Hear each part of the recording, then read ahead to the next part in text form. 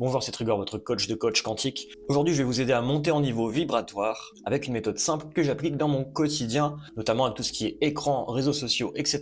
Alors, je sais pas vous, mais moi, il m'arrive souvent d'avoir des invasions de jeunes filles. Qu'est-ce que c'est que ça? Alors, en fait, ici, j'en trouve plus tellement. Alors moi, j'écoute beaucoup de musique sur YouTube, et à une époque, j'avais beaucoup de suggestions de vignettes avec des meufs sexy. Et moi, je suis un homme simple, je vois une femme sexy, j'appuie, et après seulement, je commence à réfléchir. Ce qui faisait que je commençais à écouter des musiques avec ce genre d'images ou de photos. Un truc qui s'appelle l'archétype de la jeune fille. C'est un truc qu'on retrouve beaucoup dans l'esthétique manga, des jeunes filles avec souvent des énormes nichons, avec des vêtements bien trop sexy pour la norme. C'est très stimulant visuellement. Mais aussi, quand YouTube me proposait des shorts, je tombais parfois sur des meufs comme ça qui dansent en petite tenue qu'on trouve dans les magasins de sextoy, quoi. Et c'est ce truc-là qu'on appelle le soft porn. C'est du porno soft. Il va pas y avoir des actes sexuels, mais tout ce que vous voyez là reprend les codes de la sexualité pornographique. Donc, soi-disant, l'intérêt, c'est une nana qui essaye une moto, mais l'intérêt, c'est aussi de voir son cul. Alors, et donc, il y a quelques temps, j'ai commencé ce qu'on appelle une chasse au soft porn. C'est-à-dire, par exemple, quand j'ai des suggestions de nanas avec des jambes un peu dénudées, ce genre de choses, je vais appuyer sur ne pas recommander cette chaîne. Et petit à petit, j'ai dégagé de tout mon YouTube toutes les suggestions de contenu qui venaient hacker mon système de récompense basé sur la sexualité, parce que j'ai pas envie de gaspiller mon énergie sexuelle avec des jeunes filles numériques. Et donc je me sens beaucoup mieux et beaucoup plus serein maintenant, parce que à force de cumuler, de voir des nanas dans des postures suggestives, en vêtements très sexy, petit à petit ça se cumulait dans ma tête et ça me donnait envie d'aller me masturber ou mater un vrai porno. Donc le soft porn est une porte d'entrée au porno. Si vous voulez arrêter la pornographie, un des meilleurs moyens c'est de couper simplement les portes d'entrée qui vont produire votre envie d'aller voir du porno. Je sais que c'est un grand sujet en ce moment, on parle beaucoup de dopamine détox, de porn détox, de nofap, etc. Et donc voilà, si la pornographie ne vous fait pas du bien, si le soft porn non plus ne vous fait pas du bien, je vous encourage à littéralement bannir ce genre de contenu sur vos réseaux. Et ce qui est intéressant, c'est que c'est très amusant en fait. Faire une espèce de chasse proactive au soft porn, paradoxalement, ça donne de la dopamine. C'est « Ah putain, toi tu veux m'avoir avec ton cul, non, non, non, je te bannis, hop, chasse aux sorcières numériques ». Alors moi j'ai rien contre les femmes qui font ça ou les créateurs de contenu qui proposent ça. Par contre en tant que consommateur, c'est votre responsabilité de discriminer ce qui vous fait vraiment du bien. Moi j'ai des amis, ils passent leur journée sur Instagram et sur TikTok à scroller des jeunes filles qui montrent leurs fesses et qui ont un business OnlyFans pour ceux qui veulent voir du contenu vraiment pornographique. Tiens, le soft porn assume de plus en plus qu'il est une porte d'entrée au vrai porno. Et donc je vais vous proposer aujourd'hui d'opérer un choix dans votre vie, choisir entre le soft porn et l'éveil spirituel. Vous allez me dire, Trigger, de quoi tu parles? Alors, je vais vous montrer un outil qui s'appelle les niveaux de conscience de Hawkins. Moi j'appelle ça plutôt le niveau de détente face à la réalité. C'est un outil qui vous dit que plus vous êtes tendu, plus vous allez être bas dans cette échelle, plus vous allez vous détendre avec la réalité, plus vous allez monter haut jusqu'à l'éveil spirituel. Alors ici à l'Institut Ipséité, on s'en fiche de l'éveil spirituel, nous ce qui nous intéresse c'est l'individuation. Et l'individuation sur cette échelle, elle se trouve entre le niveau 200 et 400 en gros. Ce qui veut dire que tout ce qui est en dessous, ça empêche votre individuation.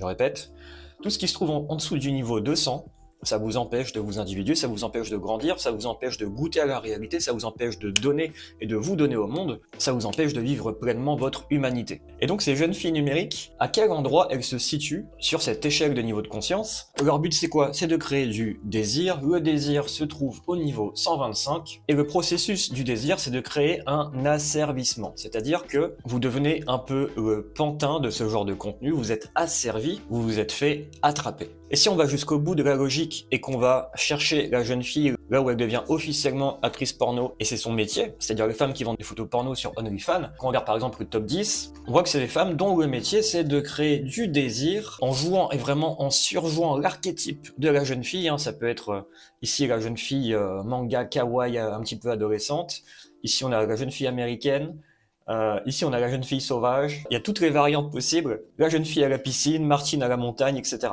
Et donc ce genre de contenu, d'après les niveaux de conscience de Hawkins, ça vous empêche de vous éveiller spirituellement parce que les nanas vous créent du désir et vous asservissent au niveau 125. Elles ont aussi beaucoup de haters, elles se font un peu harceler parce que évidemment ça crée de la haine et de l'agressivité. Et ce sont des nanas qui elles-mêmes en termes de niveau de conscience se situent au niveau de l'orgueil et du courage parce que il faut quand même avoir un certain courage pour se montrer à poil et vulnérable sur internet. Il faut aussi être très orgueilleuse. Et je ne pense pas que la jeune fille puisse dépasser le niveau 200 qui, d'après Hawkins, et le niveau à partir duquel on s'éveille vraiment à notre humanité. L'archétype de la jeune fille, vous connaissez certainement le fameux livre La théorie de la jeune fille. Ce bouquin-là parle des êtres humains, hommes ou femmes. La jeune fille, ça désigne des hommes ou des femmes. Ce bouquin-là parle des êtres humains qui jouent leur vie entre le niveau 125 et 200 sur cette échelle de conscience. En fait, tant que vous êtes en dessous du niveau 200, ce que vous voulez, c'est recevoir. Donc vous allez être un petit peu un prédateur énergétique, un vampire énergétique pour le monde.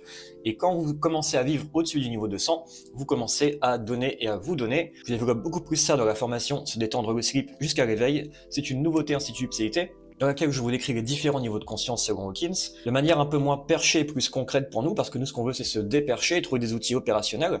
Et cet outil-là, il est vraiment opérationnel en termes d'intelligence sociale, en termes de s'extraire de la prédation énergétique, entre guillemets, des contenus qui nous tirent vers le bas. Si ça vous intéresse, je vous invite à vous former avec moi là-dessus. Il y a aussi une section où j'analyse différents contenus YouTube sur ces niveaux de conscience. Et petit mot pour finir, du coup, la jeune fille est un individu qui plafonne au niveau 200, qui est encore dans le recevoir pour ne pas donner ou se donner au monde. Ce qui ne veut pas dire que ce n'est pas respectable, ce qui ne veut pas dire que ce n'est pas légitime comme parcours, puisque dans cette échelle, un être humain, ça va monter progressivement, parfois ça va retomber quand on va pas bien dans notre vie. On retombe dans la honte, dans la culpabilité. Dès que vous avez une dispute de couple, c'est ça, on se remet à faire des reproches, on essaye de punir l'autre, on se sent coupable. C'est un très bon outil pour jauger à votre température émotionnelle, votre niveau de détente face au monde. Si vous manquez d'intelligence émotionnelle, je vous encourage à analyser plusieurs contenus et personnalités publiques sur base de cette échelle de conscience et vous allez vous trouver des portes de sortie de ce qui vous tire vers le bas, de ce qui vous met en tension. Moi, mon but, c'est de vous donner des outils pour vous individuer, c'est-à-dire ne plus perdre votre temps avec ce qui vous fait vivre une infra-humanité. Donc, si tu veux devenir une version supérieure de toi-même, non, je déconne. C'est même pas une version supérieure de soi-même, c'est une version beaucoup plus humble et détendue. Ça te fait pas de toi quelqu'un de supérieur. Si t'as encore ce truc de vouloir devenir un être supérieur, t'es pas prêt pour l'individuation. Et pour finir, d'un certain point de vue, du point de vue où il y aurait une humanité et une infra-humanité, on pourrait dire aussi qu'il existe une culture et une infraculture. D'accord? Est-ce que quand vous vous cultivez avec de la culture ou avec une infraculture? Je vous laisse avec cette question. C'était une petite vidéo improvisée, voilà, pour vous proposer cette nouvelle formation. Si vous avez un problème avec le fait de vous offrir des formations, les bouquins de Hawkins existent aussi, ils sont un peu plus perchés que mon discours à moi, mais si vous aimez pas ma tête, voilà, je vous suggère quand même de jeter un œil à cet outil très intéressant. Moi, c'est un outil dont je ne fais que constater l'efficacité.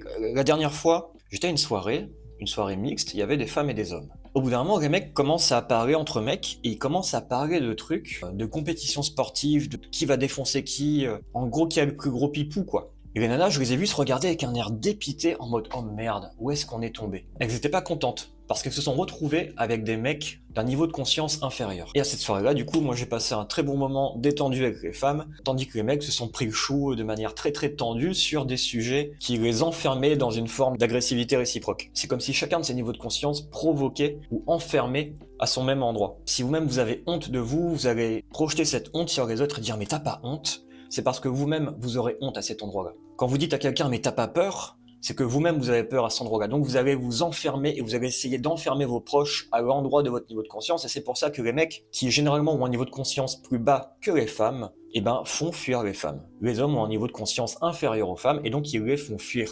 Cette échelle de conscience est vraiment opérationnelle sur plein de principes. Moi, ça me sert à trier les gens avec qui je bosse maintenant. Ça me sert à privilégier un entourage de qualité qui me tire vers le haut plutôt qu'un entourage qui me tire vers le bas. Je vous encourage à faire de même. Et si vous voulez en savoir plus, la formation est en description. C'était Trigor, à bientôt pour une prochaine vidéo.